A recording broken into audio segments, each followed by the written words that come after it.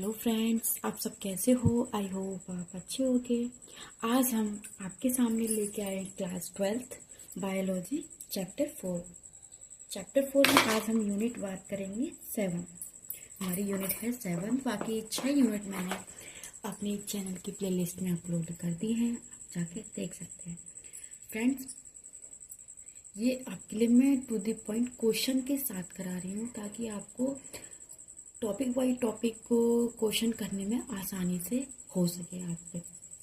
अब हम बात करते हैं अपने नेक्स्ट मोस्ट इम्पोर्टेंट क्वेश्चन, सहलग्नता लिंकेज। सहलग्नता से आप क्या समझते हो? ये कितने प्रकार के होते हैं? सहलग्नता को उदाहरण देकर समझाइए फ्रेंड्स। ये सहलग्नता के बारे में आपको वंशानुगत में, जेनेटिक में चैप्टर में आपको देखने को मिलेगा और इससे रिलेटेड हर साल क्वेश्चन देखने को मिलेगा आपको एग्जाम बोर्ड में। फ्रेंड्स, मैं आपको ये यूपीएससी के जो बोर्डिंग का पेपर होता है मैं उससे रिलेटिव आपके लिए पढ़ाती हूँ, तो आप उसको भी लेके साथ में चलिएगा। अब हम बात करते हैं सहलग्नता लिंकेज डेफिनेशन। जैसे कि सहलग्नता का अध्ययन सर्वप्रथम टी.एच. मॉर्गन नामक वैज्ञानिक ने किया। प्रत्येक जीवधारियों में गुणसूत्र की संख्या निश्चित होती है, मतलब जो जीवधारी होते हैं वो गुणसूत्र की संख्या निश्चित ही होती है। इन पर जीन्स एक निश्चित क्रम में व्यवस्थित रहता है।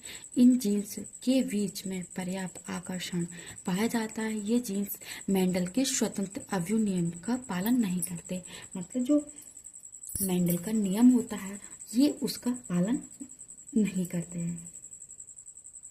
जैसे कि नेक्स्ट और शॉर्ट फॉर्म में जैसे कि थ्योरी हम कैसे लिख सकते हैं, जैसे कि गुणसूत्रों पर उपस्थित 2 या 2 से अधिक जीन्स का एक साथ वंशानुगत होना सहलग्नता कहलाता है तथा इन जीन्स को सहलग्न जीन्स कहते हैं। मतलब ये जीन्स होते हैं, हम इनको लिंकेज जीन्स कहते हैं। अब हम बात करते हैं सहलग्नता कितने प्रकार के होते हैं, इनके बारे में बात करेंगे। जैसे पूर्ण सहलग्नता, अपूर्ण सहलग्नता एवं लिंग सहलग्नता, कंप्लीट लिंकेज, इनकम्प्लीट लिंकेज एवं सेक्स लिंकेज।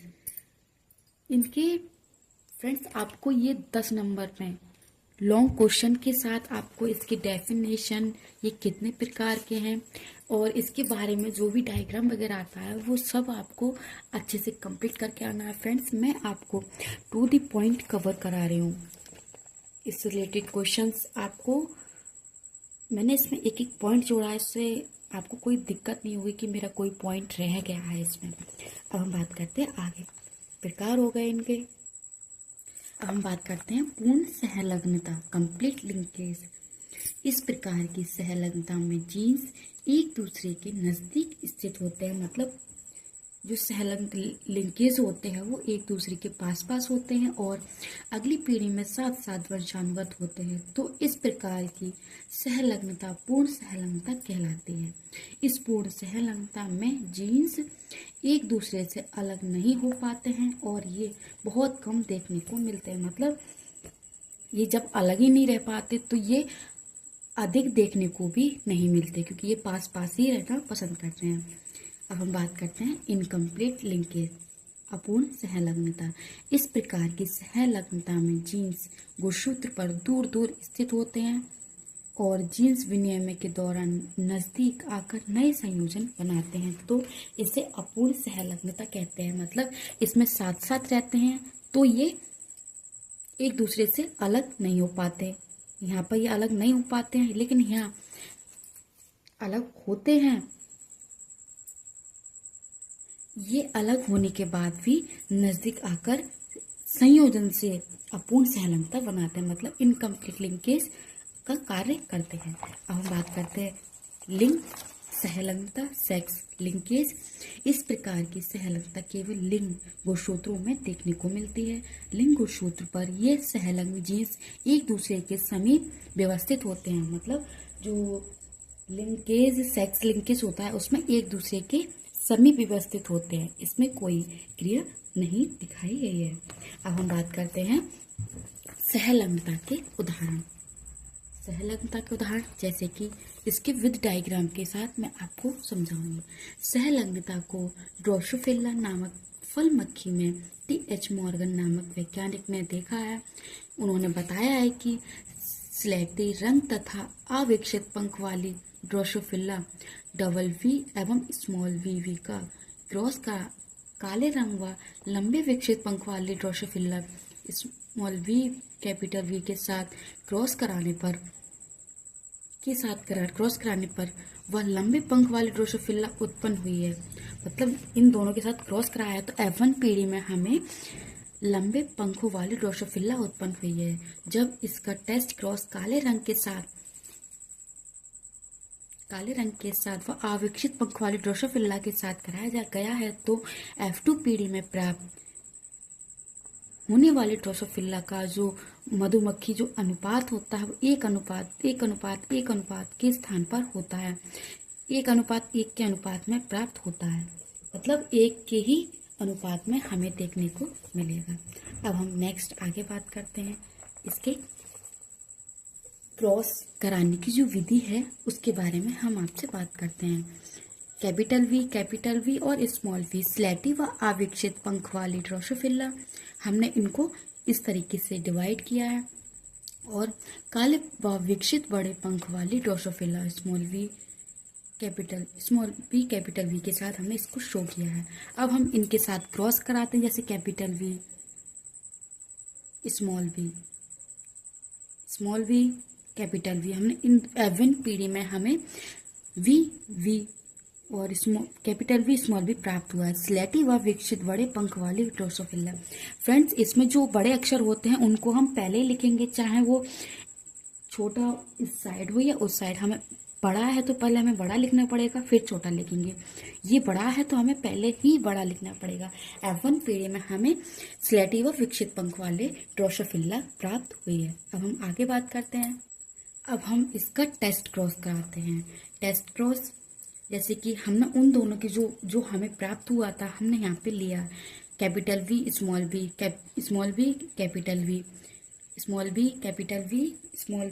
कैपिटल वी, इन दोनों के साथ हम क्रॉस कराते हैं तो हमें कैपिटल वी और स्मॉल बी हमें प्राप्त हुई है। इसके साथ हमने क्रॉस कराया तो स्मॉल वी कैपिटल वी प्राप्त हुई है।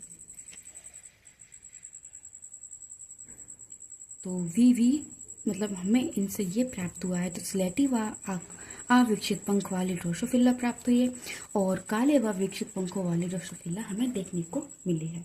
अब हम बात करते हैं नेक्स्ट, मटर में सहलग्नता का अध्ययन सर्वप्रथम वाटसन व पुनेट नामक वैज्ञानिक ने किया।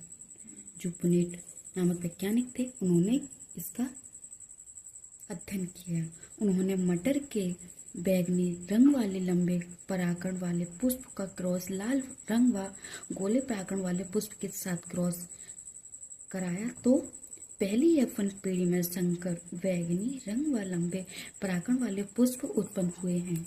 जब F1 पीढ़ी के इन पौधों के साथ टेस्ट क्रॉस मतलब लाल रंग व गोल परागण वाले पुष्प के साथ क्रॉस कराया जाता है तो F1 पीढ़ी में हमें 1:1:1:1 के स्थान पर 7:1:1:7 का अनुपात पौधे प्राप्त होते हैं। अब आप देख सकते हैं जैसे कि इसका चार्ट,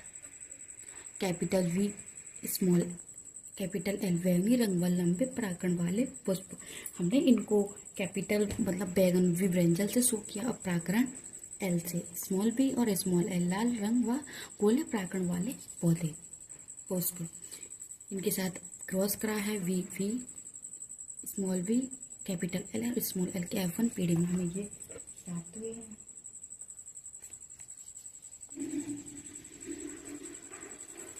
अब हम बात करेंगे संकर, हमें पहली F1 पीढ़ी में संकर बैंगनी रंग में लंबे परागण वाले पुष्प हमें इससे प्राप्त हुए हैं F1 पीढ़ी में। अब F2 पीढ़ी में हम बात करते हैं, इनको हमने बांट लिया है जैसे capital V small V capital V small L capital V small L capital V, मतलब हमने एक पहले हमने यहाँ का लिया है, फिर यहाँ का लिया है, फिर यहाँ का। आप देख सकते हैं। फिर यहाँ पर ये बी दोनों यहाँ के लिए है, एल एक यहाँ का एक यहाँ का। जैसे हमने यहाँ पे एक स्मॉल कैपिटल लिया है, बड़ा लिया है और छोटा लिया है, इसी तरीके से हमने यहाँ पे किया है।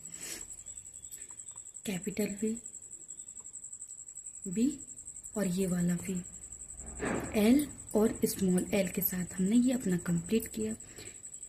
कैपिटल वी स्मॉल एल और स्मॉल एल के साथ हमने इसमें हमें डबल वी और डबल एल प्राप्त हुए हैं। अब हम small B L capital L और स्मॉल एल हमें प्राप्त हुआ है।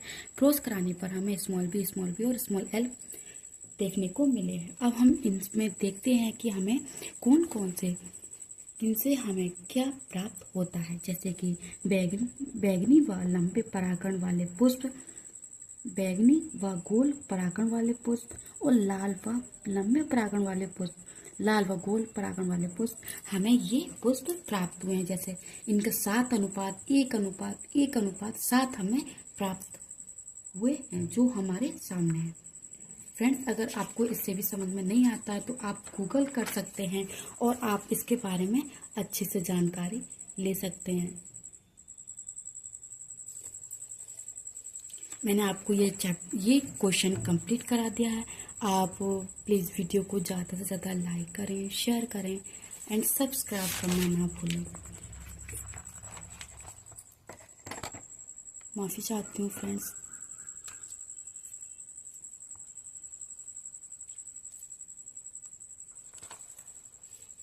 ये मैंने आपको टू द पॉइंट इसके प्रकार, इसका डायग्राम विद एग्जाम्पल के साथ मैंने आपके सामने शो कर दिया। आप इसको अच्छे से, अगर आपको एक बार समझ में भी नहीं आता तो आप मुझे बताइएगा, और अगर आप गूगल कर लेंगे तो इससे अच्छा क्या ही हो सकता है। आप एक एक चीज़, एक एक पॉइंट आप समझ सकते हैं। वीडियो को आप ज़्यादा से ज़्यादा लाइक करें, शेयर करें, सब्सक्राइब करना ना भूलें। Thank you.